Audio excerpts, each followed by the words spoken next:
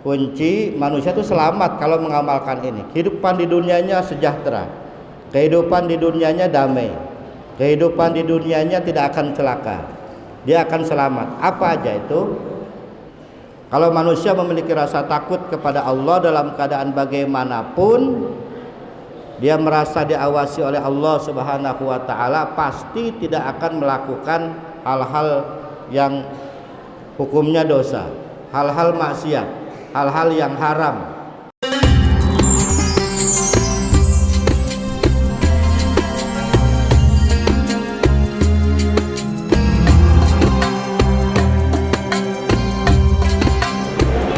Bismillahirrahmanirrahim. Assalamualaikum warahmatullahi wabarakatuh.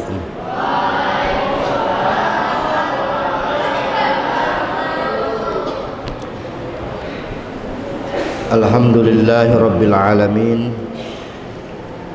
wa bihi nasta'inu ala umurid dunya waddin, sayyidina wa maulana Muhammadin wa ala alihi wa sahbihi ajma'in, amma ba'du. Rabbi zidni ilma warzuqni fahma.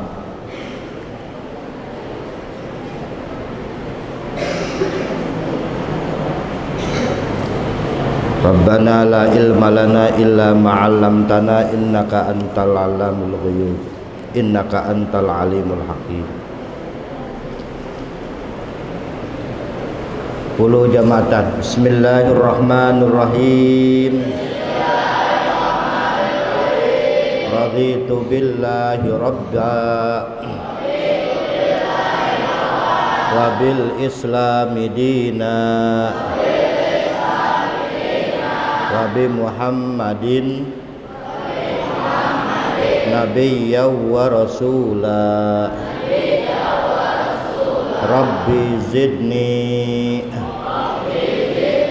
ilma warzuqni fahma birahmatika ya arhamar rahimin.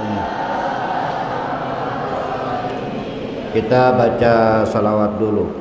Allahumma sholli semua ala sayyidina Muhammadin tibil qulubi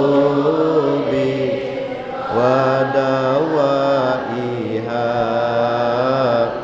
wa afiyatin abadani wa shifaiha wa nuril absari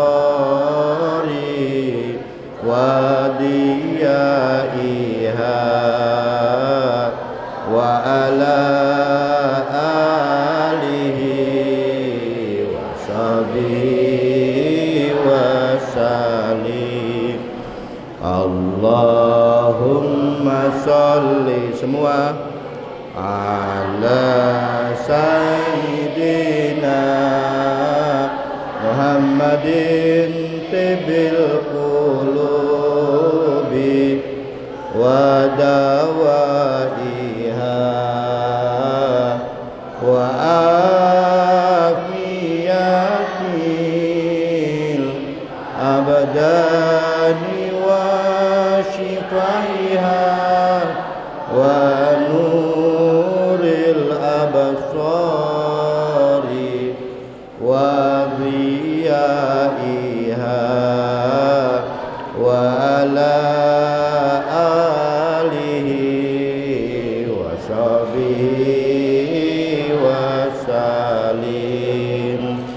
Allahumma sholli ala sayyidina Muhammadin tibil qulubi wa diyaiha wa afiyatil abwani wa shifaiha wa nuril absari wa binyaiha wa ala alihi wa sahbihi wa salim. Qala an-nabiy sallallahu alaihi wasallam, qala an-nabiy sallallahu alaihi wasallam, salasun munjiat wa salasun muhlika wa salasu darajatin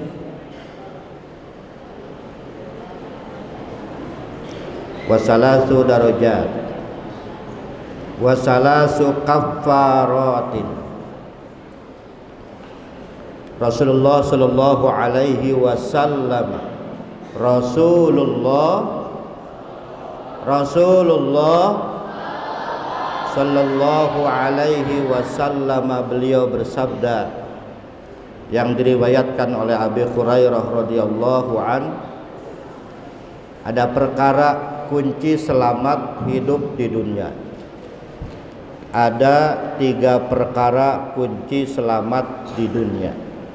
Itu yang pertama. Tapi ada juga 3 perkara yang menyebabkan kita celaka hidup di dunia, menghancurkan hidup di dunia. Kemudian ada juga 3 perkara yang dapat meninggikan derajat kita di akhirat. Dan yang ketiga, yang keempat, ada 3 perkara yang menghapuskan dosa-dosa kita. Jadi ada 4 hal untuk 3 perkara. Yang pertama, 3 perkara yang dapat menyelamatkan kehidupan kita di dunia. Yang kedua, yang menghancurkan, yang mencelakakan kita di dunia. Kemudian yang ketiga, 3 perkara yang dapat meninggikan kita, derajat kita di akhirat.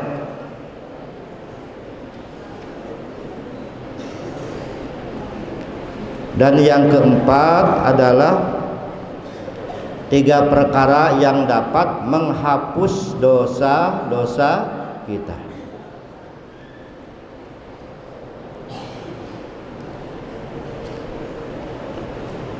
Apa saja yang 3 perkara sudah dibahas di pertemuan yang lalu, yang dapat menyelamatkan kehidupan kita. Kita bisa selamat hidup di dunia ini kalau mengamalkan 3 perkara. Kalau mengamalkan 3 perkara. Perkara yang pertama adalah, ini kunci selamat ya. Kunci manusia itu selamat kalau mengamalkan ini. Kehidupan di dunianya sejahtera, kehidupan di dunianya damai, kehidupan di dunianya tidak akan celaka. Dia akan selamat. Apa aja itu? Ini sudah dibahas di pertemuan yang lalu, yaitu dia itu memiliki takut. Satu, memiliki rasa takut kepada Allah Subhanahu wa ta'ala, baik dalam keadaan ramai atau dalam keadaan sepi, dalam keadaan sendiri atau dalam keadaan berjamaah. Itu yang pertama. Kalau manusia memiliki rasa takut kepada Allah dalam keadaan bagaimanapun, dia merasa diawasi oleh Allah Subhanahu wa ta'ala, pasti tidak akan melakukan hal-hal yang hukumnya dosa, hal-hal maksiat, hal-hal yang haram. Dan ini adalah kunci keselamatan, di mana manusia tidak melakukan kesalahan, tidak melanggar, tidak mengerjakan yang haram, itu pasti dia sendiri hidupnya akan selamat. Kemudian yang kedua, anak-anakku sekalian, yang kedua yaitu yang menjamin keselamatan adalah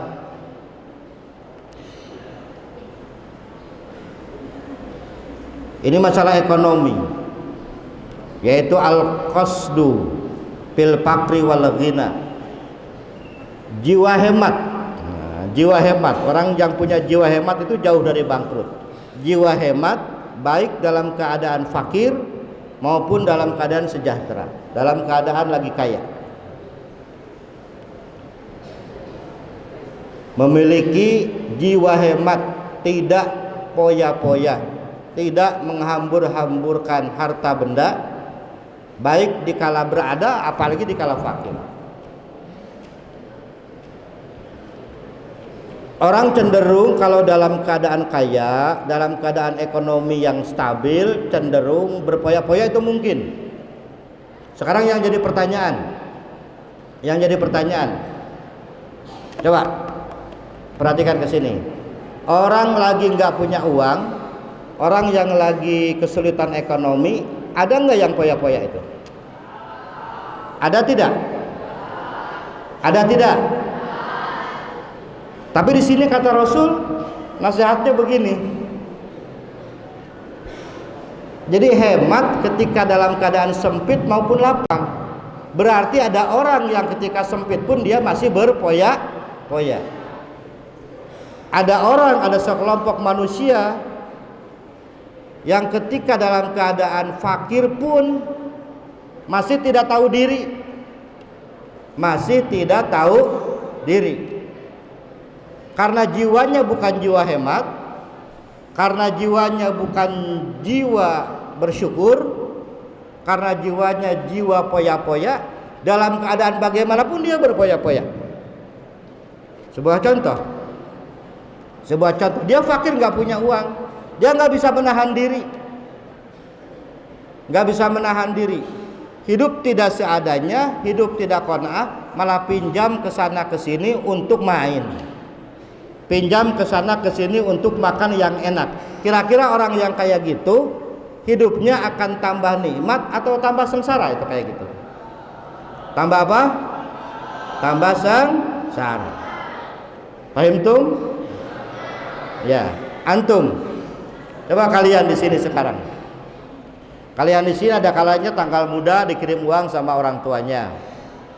Tetapi ketika gak punya uang, sudah nggak punya bekal di sini, harusnya dia tuh ketika punya bekal, ketika sudah bekalnya menipis, hidup biasa-biasa saja. Tidak ketika banyak menghambur-hamburkan, ketika tidak ada, masih juga dia tidak menerima, masih tidak menerima. Nah ini kalau nanti dalam kehidupan nyata kalian, dalam kehidupan nyata, ini akan menjadi sumber kebangkrutan. Sebab dia punya hutang ke sana ke sini, punya hutang ke orang sini ke orang sana, punya hutang ke tetangga sebelah, punya hutang ke warung ini ke warung sana. Apakah orang yang banyak hutang kira-kira hatinya senang nggak? Batinnya itu, batinnya senang nggak kira-kira itu? Kalau orang sehat nggak akan tenang. Kalau orang sehat tidak akan tenang, ya. Nah makanya perlu kita punya jiwa hemat dalam keadaan bagaimanapun. Maka penting orang punya jiwa ketika ada bersyukur. Ketika ada apa? Ketika ada bersyukur. Ketika tidak ada kita qanaah. Ketika tidak ada kita sabar dan tetap memiliki jiwa qanaah. Itu orang yang hidupnya pasti bahagia. Ya, hidupnya pasti bahagia. Ustaz mau nanya sekarang, orang pergi ke tempat-tempat hiburan tujuannya untuk apa? Orang pergi ke tempat hiburan tujuannya apa kira-kira? Supaya apa? Supaya senang, gitu kan? Mencari kesenangan, mencari healing, mencari ketentraman. Orang mencari hiburan untuk refresh, mencari ketenangan, merubah suasana.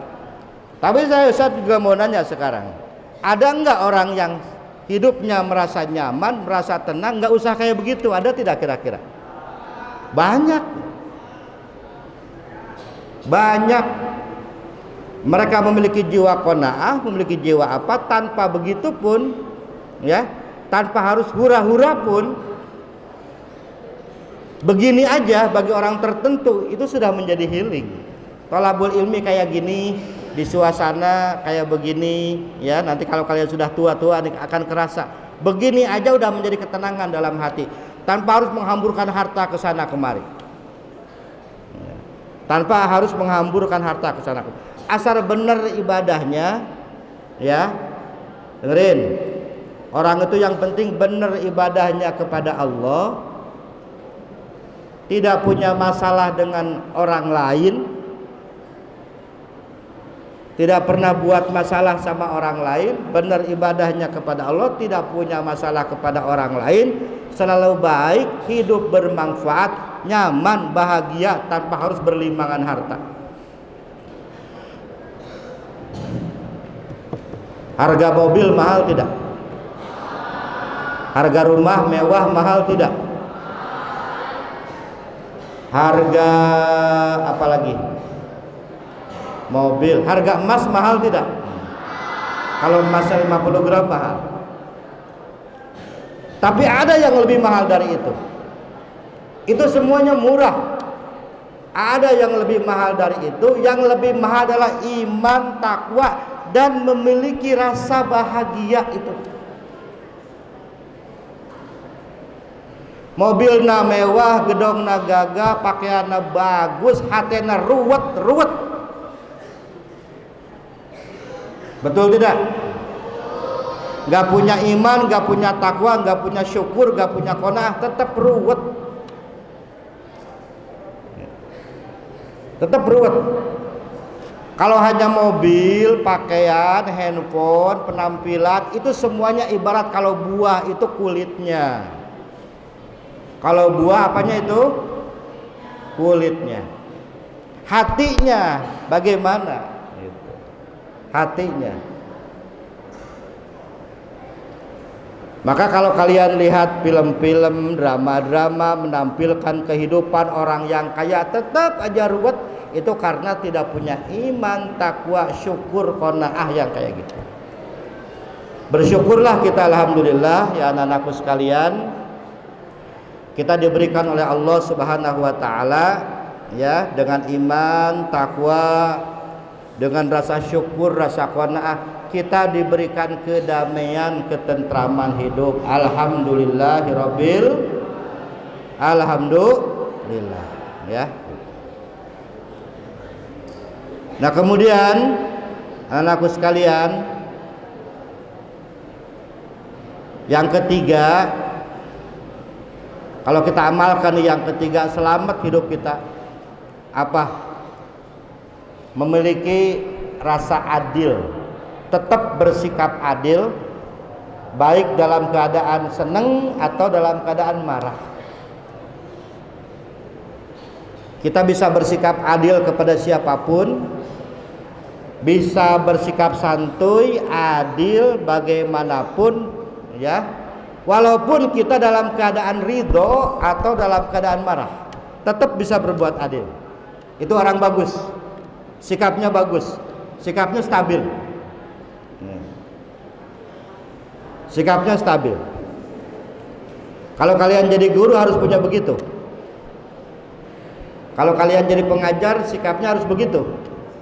Gini contoh, sebuah contoh. Ada seorang guru kan mengajar, di rumahnya dia punya masalah. Di rumahnya punya masalah, contohnya ya. Atau di jalan dia punya masalah. Nah, di jalan punya masalah. Yang menyita emosinya, yang menyita perasaannya. Kira-kira kalau sudah di depan anak-anaknya di kelas, Kalau sudah di depan anak-anaknya di kelas, dia boleh marah nggak itu? Marahnya boleh dibawa tidak? Marahnya boleh dibawa tidak? Nggak boleh. Berarti dia harus bisa memendam. Marahnya nggak boleh dibawa ke kelas. Kalau marahnya dibawa ke kelas, kira-kira berbahaya tidak itu? Berbahaya. Itu tetap adil sikapnya. Ya. Tetap adil. Yang lain contoh begini. Si A bertengkar dengan si B, punya masalah nih. Si A, santri B ada masalah, sehingga kurang harmonis hubungannya karena ada masalah tertentu. Si A, si B ada masalah, kemudian datang si C ke si A. Si C itu menjelekkan si B di depan si A, menjelekkan dengan sesuatu yang tidak ada buktinya, tidak ada faktanya. Biasanya orang kalau musuhan sama orang lain, ada teman yang menjelekkan musuh kita itu, kira-kira kita ikut menjelekkan tidak itu?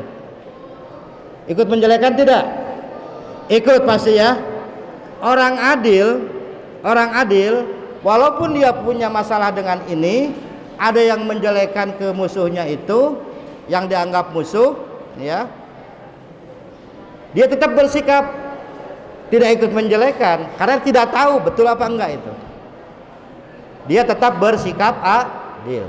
Masalah yang dihadapi dengan si ini, dengan masalah ini yang dihadapi dengan ini, itu masalahnya lain. Gitu. Harus tetap berbuat adil, baik dalam keadaan senang ataupun dalam keadaan ketika marah atau tidak senang. Kemudian anakku yang kedua ya, sekarang itu perkara pertama yang menjadi penyelamat, yang menjadi kalau kita mengamalkan, insya Allah kehidupan ini maslahat. Kalau kita mengamalkan, kehidupan ini menjadi nyaman, menjadi enak.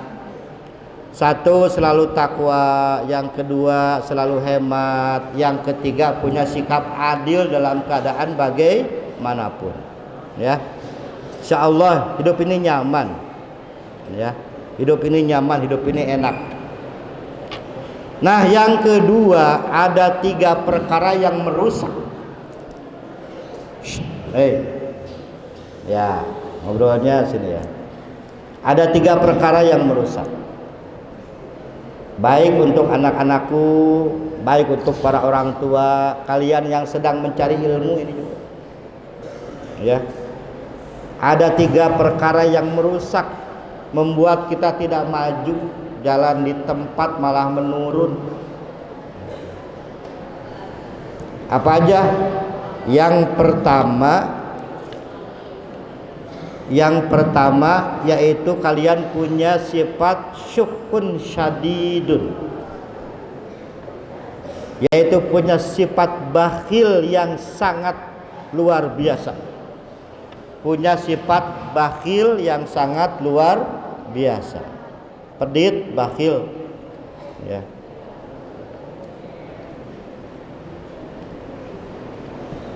Yang kedua,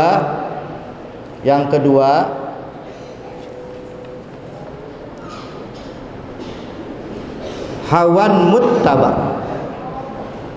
Hawan muttaba itu selalu mengikuti hawa nafsu, selalu mengikuti kahayang untuk paruguh, hawa nafsu. Jadi hawa nafsu itu nggak dikendalikan, selalu diikuti terus. Dan yang ketiga yaitu ijabul mar'i binafsi, bangga, merasa ujub, bangga terhadap diri sendiri, merasa diri ini lebih bagus, lebih baik dari orang lain. Nah, ini sifat berbahaya.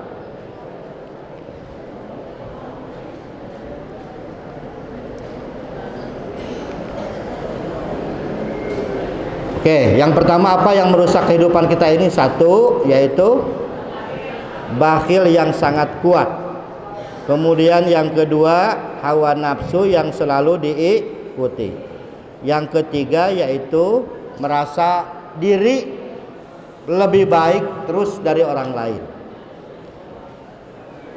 Nah, maksud bakhil di sini apa? Oke, artinya pelit. Artinya kumet ya. Artinya kumet. Artinya kumet. Tapi dalam arti bakhil di sini adalah bakhil dalam arti ekonomi menurut kitab di sini ya, menurut kitab, orang bakhil itu apa? Yaitu orang yang yang tidak menunaikan kewajibannya terhadap Allah. Itu yang pertama, tingkat bakhil pertama adalah, dan paling berbahaya ini. Nanti kalian kalau sudah punya harta dan lain-lain, yang paling berbahaya bagi kita adalah ketika tidak bisa menunaikan kewajiban terhadap Allah dengan harta kita dan juga kepada manusia. Maksudnya apa? Ketika harta banyak tidak mau zakat, itu ini akan merusak.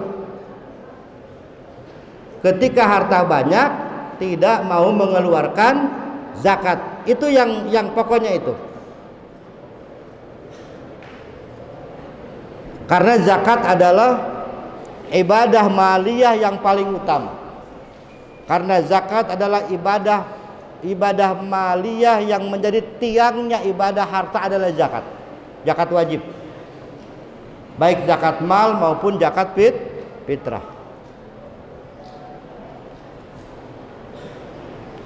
Nah, kemudian bakhil yang selanjutnya adalah baru ya. Bakhil yang selanjutnya adalah baru tidak peduli orang lain susah makan, tidak peduli orang lain butuh bantuan dan lain sebagainya. Tapi mohon maaf, kalau begini bukan bakhil nih. Dengerin, ini di pesantren, ini di pondok, santri putra putri mohon dengerin. Hei, ada orang nyebut bakhil padahal dia lebih bakhil. Ada orang nyebut bakhil padahal dia lebih bakhil. Contoh, ada santri ke kamar mandi tiap hari nggak pernah bawa sabun, tiap hari nggak pernah bawa odol. Dia kerjaannya selalu minta kepada teman yang dekat siapapun yang mandi. Ketika dia minta ke orang lain nggak ngasih, dia ngomong bakhil. Kira-kira yang bakhil yang mana? Kira-kira yang bakhil yang mana? Yang bakhil adalah yang selalu minta nggak mau beli. Setuju tidak?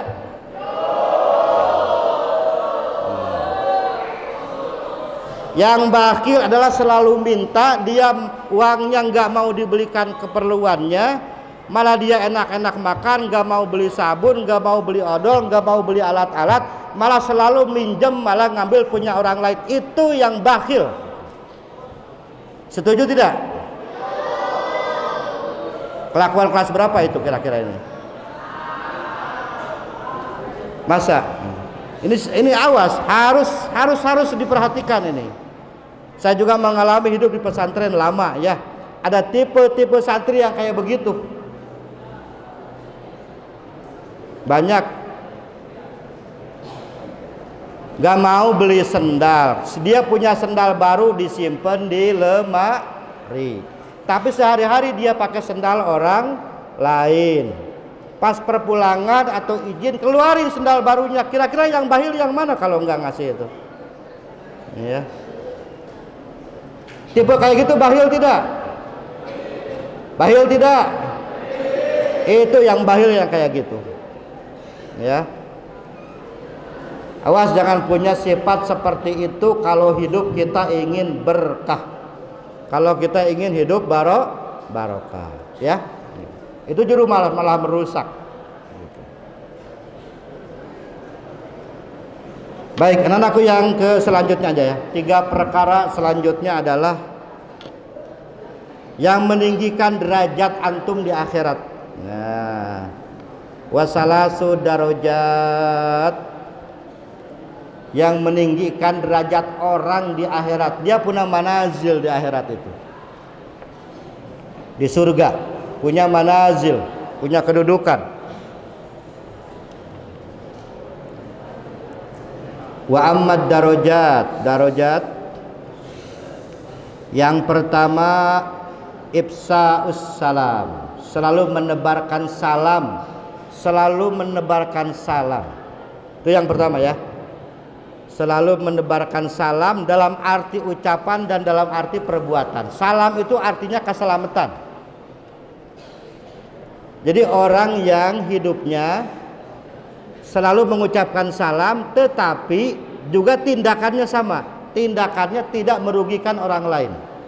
Tindakannya tidak merusak orang lain. Tindakannya tidak mengganggu orang lain. Ya. Tidak menghalangi jalan orang lain, tidak merugikan orang lain. Pokoknya prinsip hidup dia, ya prinsip hidup orang ini adalah nggak mau merugikan orang lain, nggak mau mengganggu orang lain. Dia apik hidupnya supaya orang lain nggak terganggu sama dia. Orang seperti itu derajatnya tinggi di akhirat, punya derajat di akhirat, punya manazil tertentu. Nanti akan kalian dapatkan, kalian belajar di sini sekarang kehidupan bertetangganya luar biasa ini. Di pesantren ini lemarinya repet. Di pesantren ini tidurnya berhimpitan. Ya. Di pesantren ini kadang kita sakit. Ya. Di pesantren ini kadang kita punya masalah. Gitu. Nah, maka anak-anakku sekalian ya, hati-hati. Hati-hati juga, tolong yang suka benerin lemari di asrama nih, yang suka benerin lemari, ketrak-ketrok palu dan lain sebagainya, tahu waktu.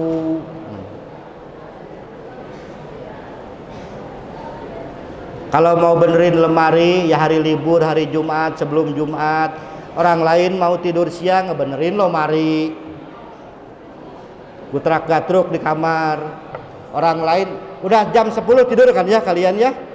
Kalian jam 10 tidur, ada orang yang ketrak-ketrek bikin lemari, bikin apa? Benerin lemari. Itu jangan kayak begitu. Jangan mengganggu orang lain. Harus bersikap bijak, profesional, bisa menempatkan di mana waktunya gitu. Kita ini hidup di sini. Kalau waktunya istirahat semuanya pada capek, butuh istirahat. Jadi absus salam itu boleh mengucapkan salam memang. Assalamualaikum, assalamualaikum. Tapi perbuatan kita juga harus benar. Lisan assalamualaikum tiap orang oke, waalaikum. Itu namanya ifsaus salam, menyebarkan keselamatan. Menyebarkan keselamatan. Artinya baik lisan kita, omongan kita, baik tindakan kita tidak merusak, tidak mengganggu orang lain. Kemudian yang kedua anak-anakku sekalian, yaitu yang pertama ifsaus salam, yang kedua it'amut ta'am lidhaif wal ja'i, yaitu kita suka ngasih makan kepada tamu, kepada orang lapar. Nah, kepada tamu dan kepada orang lapar. Ketika kalian memberikan makanan kepada orang laparnya ahli ibadah, itu luar biasa bagus. Kalau antum ngasih makanan ke orang laparnya ahli ibadah, bahagia banget. Kenapa? Karena makanan yang kita makan, makanan yang mereka makan, yang kita kasih mereka makan, jadi tenaga, jadi kekuatan, dia dipakai ibadah kepada Allah Subhanahu wa ta'ala. Itu dipakai ibadah. Sebuah contoh ya, kalau kita tepat bersedekah itu pahalanya gede. Bukan berarti orang yang banyak uang tidak perlu bantuan. Contoh begini. Mana ibadah, mana sedekah yang paling berarti? Gini nih. Coba dengerin ya. Dengerin. Kalau orang yang punya uang banyak, di ATM-nya banyak uangnya. Di BNI 50 juta, di BRI 150 juta. ATM-nya banyak. Dia sore-sore naik mobil bulan puasa. Bulan puasa. Pas waktu maghrib, dia macet. Dia macet. Orang ini banyak uang, yang macet ini di mobil ini banyak uang, sama keluarganya banyak uang, tapi nggak ada waktu untuk beli gitu, karena macet, susah. Misal nih, ya. Nah, ada yang ngasih takjil, harga takjil tuh nggak seberapa, tapi ketika saat itu, ya, kepada siapapun dikasih, itu sangat berharga luar biasa, ya, sangat berharga daripada ngasih yang lain-lain. Seteguk air, semangkuk, itu kalau luar biasa. Kalau ada orang berkunjung ke kita, kita kasih makan, itu pahalanya gede. Kalau ada orang lapar berjalan, kita kasih makan, itu pahalanya gede, luar biasa, ya. Udah maghrib ya, udah maghrib. Oke, alhamdulillahirabbil alamin, kita sudah masuk waktu maghrib. Mudah-mudahan bahasan ini ada manfaatnya. Wabillahi taufik wal hidayah. Wassalamualaikum warahmatullahi wabarakatuh.